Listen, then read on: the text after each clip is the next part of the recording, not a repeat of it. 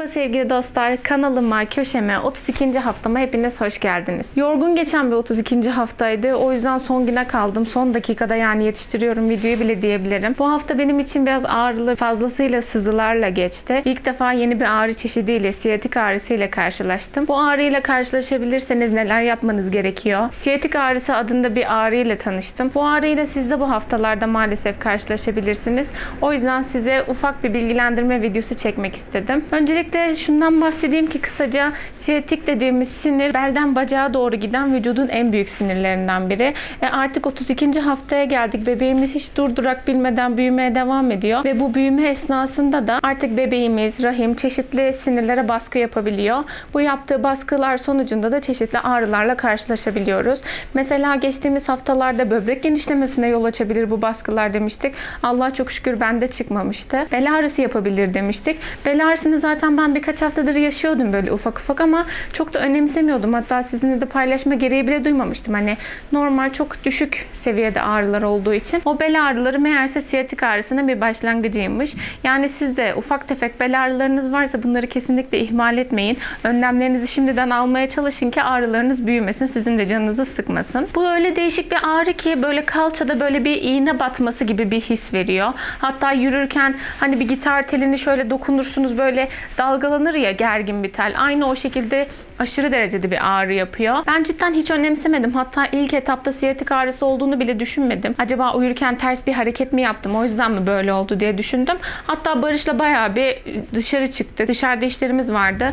Bayağı bir yürüdük. O gün 9.000 adım falan atmışım yani. Aşırı derecede yoruldum ve hiç neredeyse dinlenemedim. Oturamadım gibi bir şey oldu. Yürüyüş esnasında ağrı vardı ama çok hissedilebilir değildi. Hadi bugün de biraz yürüyüş yapalım. Bugün işte biraz açılalım kafasıyla hiç durdurak bilmeden yürüdük yani maalesef. Sonrasında akşamına da neredeyse yerimden koltuktan kalkıp da mutfağa bile gidemez hale geldim. Ay keşke dedik yani bugün böyle bu kadar çok yürümeseydik ama ne yapalım iş işten geçmişti. Siz de böyle ufak tefek bile ağrınız olsa aman yürüyüşlerinize dikkat edin. Çok böyle uzun uzadıya yürümemeye çalışın.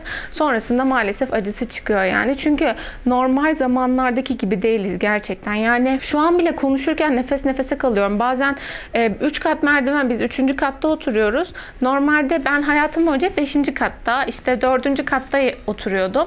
Ve hep tek nefeste çıkardım yani. Hiç beni zorlamazdı. Ama şimdiki evim 3. katta olmasına rağmen dinlenerek çıkmak zorunda kalıyorum. Bu beni çok şaşırtıyor. Ama yani geçirdiğimiz değişimler, vücudumuzdaki kan hacminin artması, çeşitli hormonların farklı salgılanması ve içimizde bir can taşıyor olmak bizi zorlayabiliyor. Vücudumuzu zorlayabiliyor.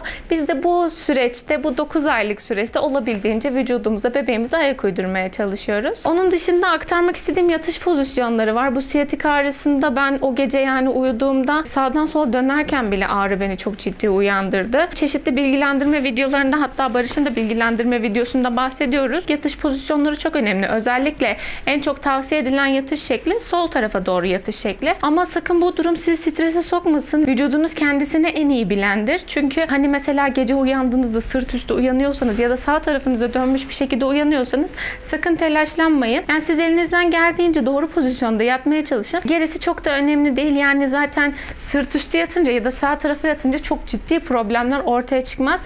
Eğer ortaya çıkacak gibi olursa vücut zaten kendini ters çevirecektir. Merak etmeyin. 32. gebelik haftası itibariyle çalışıyorsanız şayet izne ayrılabilirsiniz. İzinle ilgili haklarınızı 170'i arayarak kesinlikle öğrenmelisiniz. Aklınızda bir soru işareti kalmasın.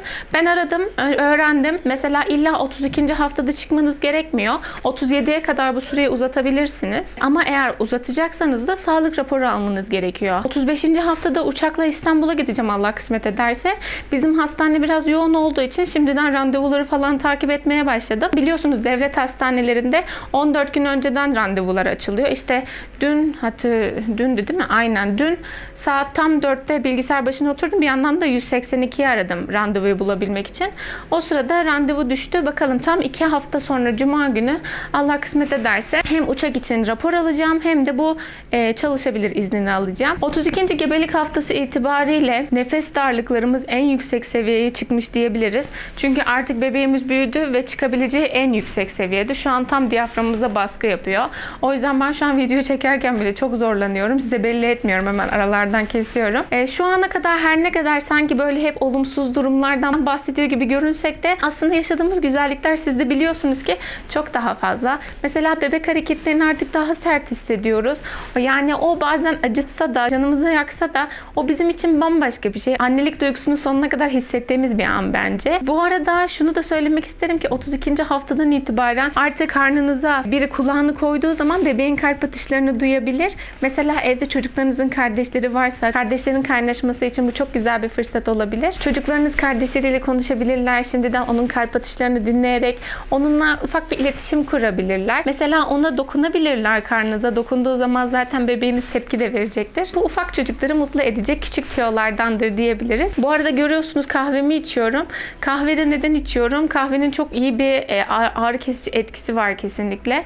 Mesela baş ağrısı çok şiddetli yaşadığım zaman bana iyi geldiğini düşünüyorum. Ama ölçüleri abartmamak gerekiyor tabii ki. İşte kafein oranları az veya kafeinsiz kahveler de tüketebilirsiniz eğer kahveden vazgeçemiyorsanız. Şahsen ben maalesef kahveden vazgeçemiyorum. Onun yerine ne yapıyorum? İçtiğim çayı kısıtlıyorum. Onun yerine ufak bir bardak kahveden yararlanıyorum. Benim 32. haftam böyleydi. Sizin 32. haftanız nasıldı? Nelerle karşılaştınız?